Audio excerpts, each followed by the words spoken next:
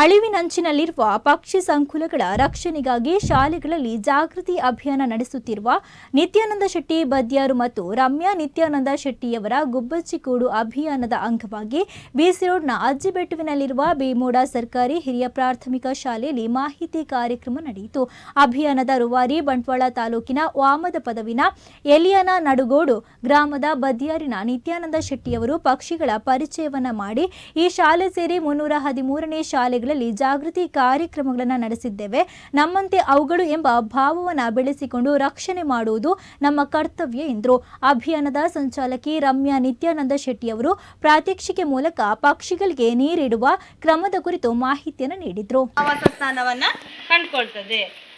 ಆಯ್ತಾ, ಇದನ್ನು ಸಹ ಅಲ್ಲಾಡುವ ಹಾಗೆ ಕಟ್ಟಬಾರ್ದು. ಅಲ್ಲಾಡಿದ್ರೆ ಏನಾಗ್ತದೆ, ಇದೇನು ನಮಗೆ ಕಟ್ಟಿದ್ದಾರೆ, ಹೆದರಿಸ್ಲಿಕ್ಕೆ ಕಟ್ಟಿದ್ದಾರೆ ಅಂತ ಹೇಳಿ ದೂರ ಓಡಿ ಹೋಗುವಂತಹ ಚಾನ್ಸಸ್ ಇರ್ತದೆ. ಬೇರೆ ಯಾವ ಥರದ ಕೃತಕ ಗೂಡುಗಳನ್ನು ನಾವಿಡ್ಬೋದು, ಮಣ್ಣಿನ ಮಡಿಕೆ ಥರದ ಒಂದು ಗೂಡು ಬರ್ತದೆ, ಅದನ್ನು ಸಹ ಇಡ್ಬೋದು. ಮತ್ತು ನಿಮ್ಮ ರಟ್ಟಿನ ಪೆಟ್ಟಿಗೆಗಳನ್ನು ನಾವು ಬಿಸಾಡ್ತೇವೆ ಅಲ್ಲ, ಬೆಂಕಿಗೆ ಹಾಕ್ತೇವೆ, ಅಂಥ ಪೆಟ್ಟಿಗೆಗಳನ್ನು ಸಹ ಏನು ಮಾಡಬೇಕು, ನೀವು ತಗೊಂಡೋಗಿ ಸೀದವಾಗಿ ಕಟ್ಟುವುದಲ್ಲ, ಅದನ್ನು ಗಟ್ಟಿಯಾಗಿ ಮರಕ್ಕೆ ಕಟ್ಟಬೇಕು.